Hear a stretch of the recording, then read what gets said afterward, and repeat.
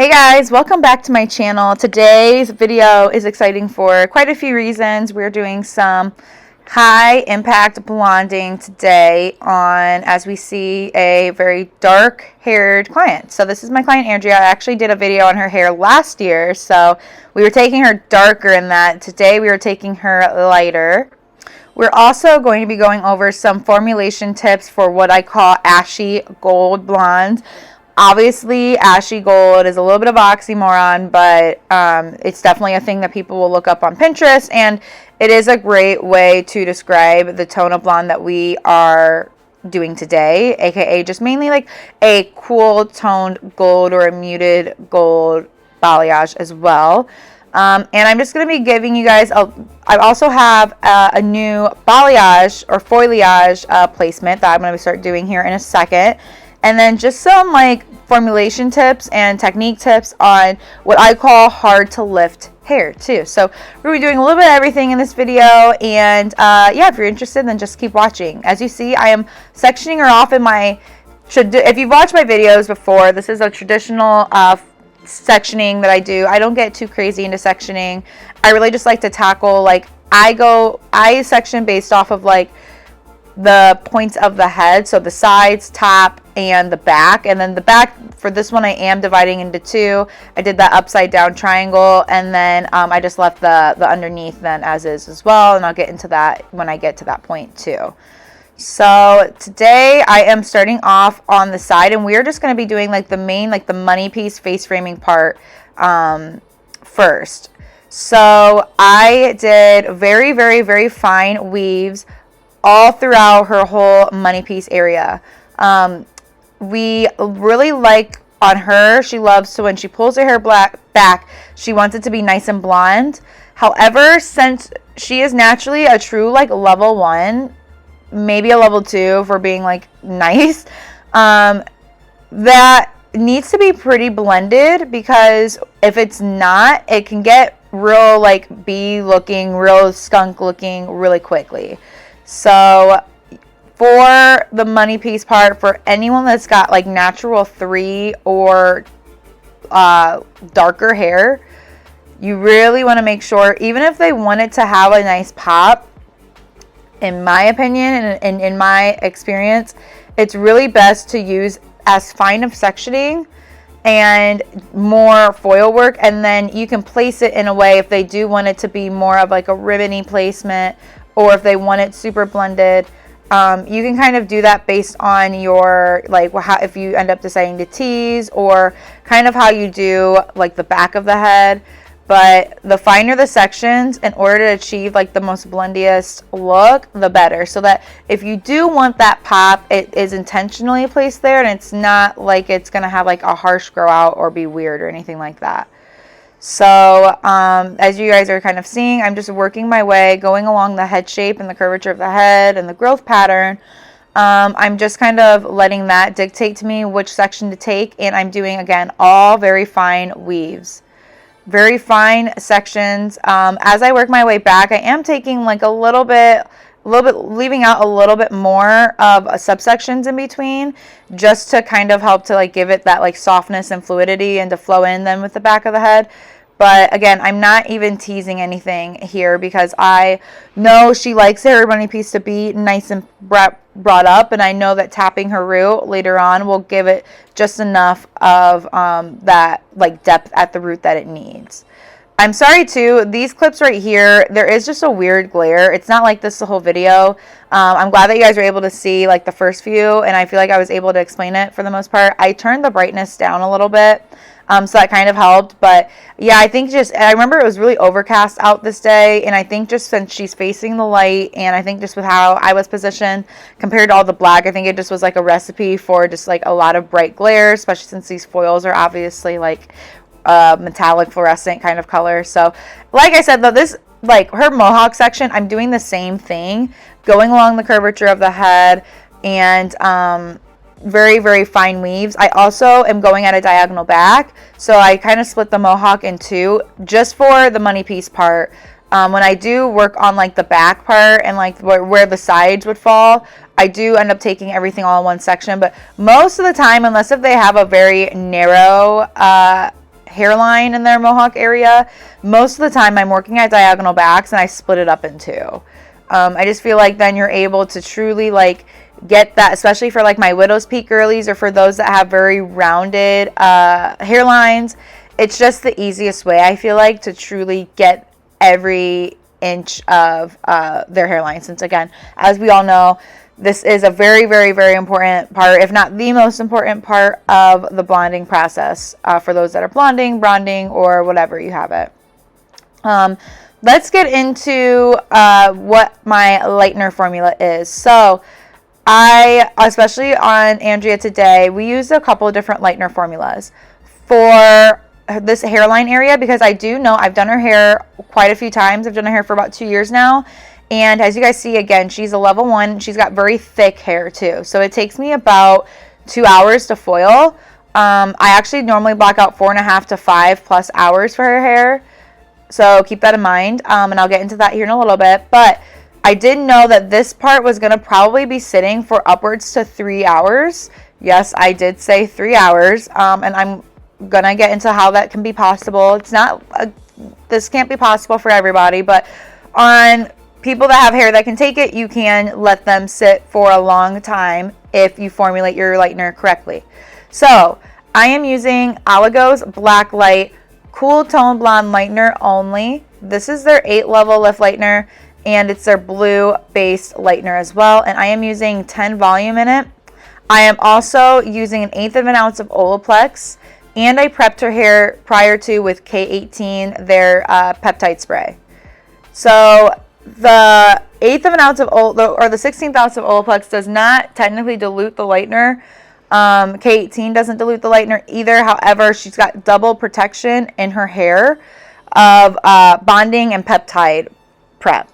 So that helps. And then, like I said, this is the slowest. This is Oligo's slowest lightener, and it lifts up to 8 levels. And this is on, again, thick, natural level 1, coarse textured hair too. Her strands are very dense, very coarse.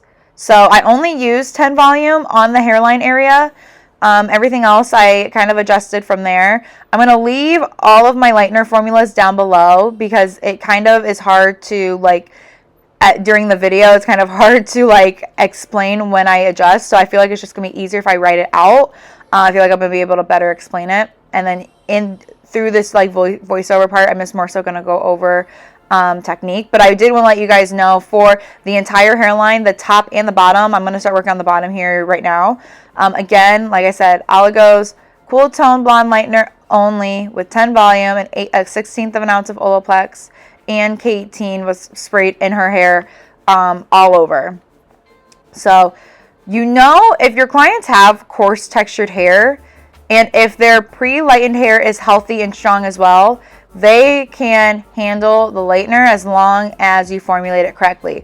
If I used 20 volume, I probably would have pulled these foils, but like I said, I did use 10.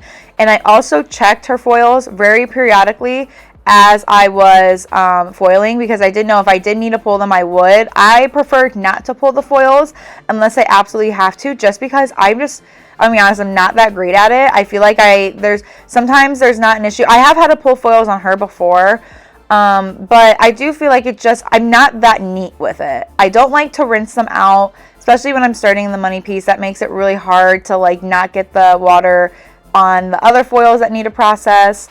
And then even just pulling them and pulling the lightener out, I feel like I am not that great. I think just since I really pack the foils in, I'm not that great of being able to truly pull off all the lightener and not causing like bleed marks in my pulled out areas.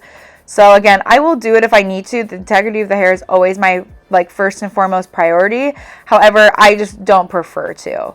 So I checked her hair very periodically, and honestly, even by the time that I was done foiling her whole head, she was at a true like light 8.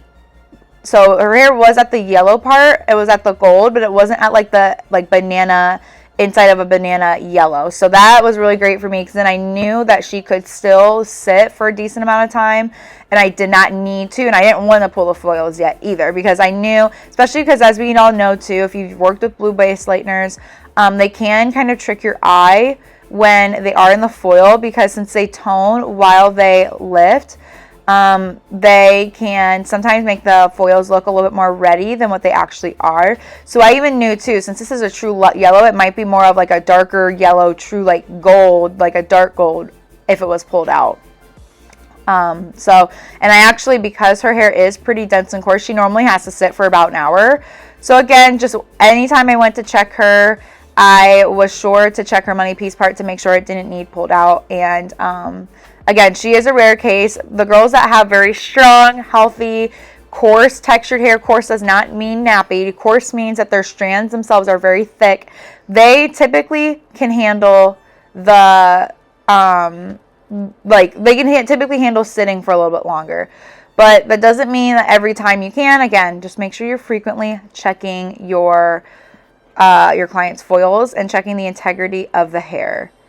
Now moving on to the Mohawk part. So after I finished the entire hairline, like the top and bottom hairline, I switched my lightener formula. So again, I'll have that formula listed down below for the Mohawk. And I am going in with very fine slices, and I am weaving and teasing about a 1/2 inch to 1 inch down, a little bit more in the back and a little bit less up front. And again, very fine. I'm either doing very fine weaves, or if the section itself is small enough, if the slice itself is small enough, I do leave the slice as is too in some spots. But Andrea loves a very blended yet high impact look.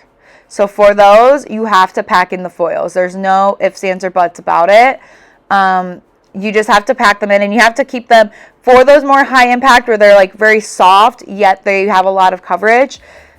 In my opinion, I feel like there's not a lot of going around it besides just putting them as close that you can together, and just kind of going from there. So I love using my 8x11 pop-up from our foils for these so that I can just fold those in just like that and everything processes straight, especially on, again, hard to lift hair or hard to lighten hair where it's dark, coarse, thick, and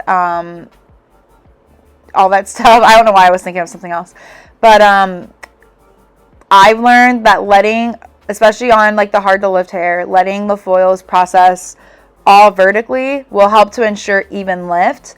The money piece is a little different, but when you've got a good amount of grow out, I feel like if you're folding these foils here, it adds for a chance of like creasing in the processing. When you fold those foils, even if you fold them, you could fold them very lightly. I just kind of like letting them just process vertically though. It does get kind of annoying when I do have to work on the back and I have to lift those foils up, but you know, pain is beauty. I tell my clients, I'm like, I'm sorry, I know it's gonna get heavy, but just bear with me. It's only gonna be like that for like 10-15 minutes while I work on the back, and then I'm able to like pull them back upright, and they don't have to process with the foils up or anything. I've been kind of liking changing up my foliage placement, and I like doing the money piece first and then going in and working on the interior of the head, because I feel like I'm that kind of person. I don't know how anyone else is. Everyone's brains work differently, but I always say, I'm like, my brain can only like focus on like one thing at a time. So I feel like it's nice that when I know that this whole the money piece, I do the money piece and I do the transition pieces first too, because I look at the transition pieces, and when I say the transition pieces, I mean like, I don't count it as the money piece, but I count it as, again, the like connector in between the back, sides, and like the front, because those pieces are very important too, because you want to, especially on these blended looks, you want to make sure that those front foils connect well with those back foils, and everything flows and makes sense, and all the dots are connected and all that stuff. So like I said, I do the front, the money piece and the transitional pieces first. And then I like just kind of going in and knowing that I have all of those done, and I just need to focus on my back and side balayage placement. Because traditionally, if you've seen any of my other videos, a lot of times I've been in like past balayages, I'll start off working in the back and I work my way up, and I do the whole Mohawk first, including like the money piece. And then, but I start in the back, and then I work halfway, and I do the money piece, and I work the other way. And then I go to the sides, I do the side piece, and then I work my way up all the way up to the side, and I go back to the other side, and I do this other side money piece, and I work my way up. And then I do the back money piece, and I work my way up from there. So that part is nice if you feel like you're gonna get like bored in between and you like to like change it up kind of. And I do like doing it that way. Like I said, I was doing it like that for years, but I've been kind of liking just, I don't know if it's just because it's different for me now. Because I do like to sometimes change what I'm doing just so it keeps things like fun and fresh and different, you know. But excuse me. I kind of like that I just know, again, like the entire money piece is done and you just need to worry about your interior sectioning. I feel like it helps me kind of like focus on keeping the interior in mind, and like I focus on like, okay, how do I visualize this for the end? Like, do I need to leave more sections out? Do I need to do, do I need to tease these dropouts? Like, what do I need to do? And it's just kind of nice. I don't know. It's just nice and different. And again, I just know that like, I feel like just my brain's able to like turn things on and off a little bit more. I feel like it makes me work a little faster too, personally. Because I think knowing when I'm just focusing on like priority 1 of the money piece and then going then from there to priority 2, I don't know. Like I said, maybe it's just all in my head and it's like a placebo effect thing. And maybe it's making me work slower, but I don't really know. But anyway, so for these side sections, what I kind of just do is I go along, again, the curvature of the head, and I leave a little bit more dimension out in the sides and the back, just because, again, like the front, we do want some soft dimension to keep this, because she only gets her hair done like twice a year typically, maybe 3 times, but for the most part, it's really just twice. She's more of a spring and a fall kind of girly. So to keep this grow out soft, we know that we need to leave a good amount of dimension in, but we like to just have it be, again, as high coverage as possible with a long grow out. So the sides and the back underneath is where I really like to play in, leaving that dimension out, so that she gets the best of both, where she gets that dimension, but yet she gets that high impact. And how I do it too, to make it that it's like still good dimensional, but it's also got that like fluidity into the high impact part, is as I work my way higher up on the sides, as you guys might see, I leave a little bit less dimension out. I don't ever make the foils as highly stacked as I do in the Mohawk, but I'd say I leave maybe more of like an inch out of sectioning, of leave out on the underneath part of the sides. And then as I work my way up, I probably work it into being more closer to like 3/4 of an inch to a 1/2 of an inch, just depending on the sectioning and the client and what they have going on.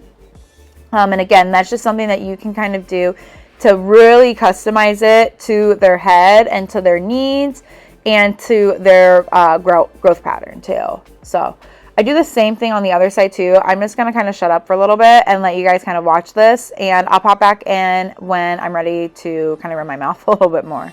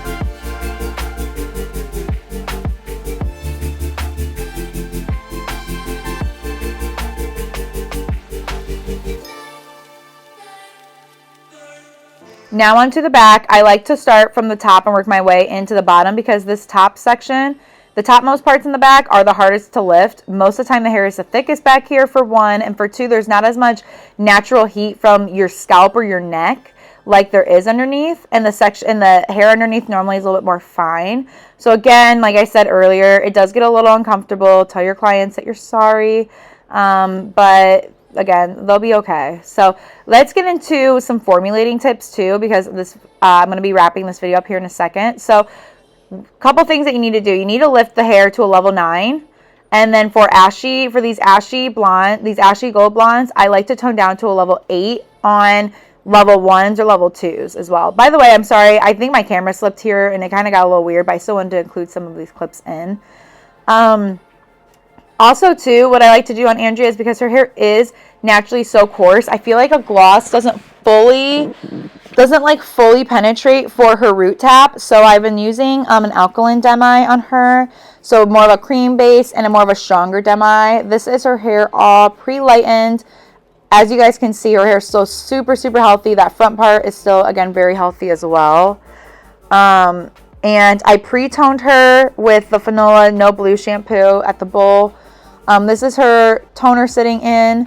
And so for her root, I used L'Oreal Dia Richesse. I used 3N. And again, that's a cream-based alkaline demi. It's just a little bit stronger, and I feel like it's a little more opaque, so it actually holds well.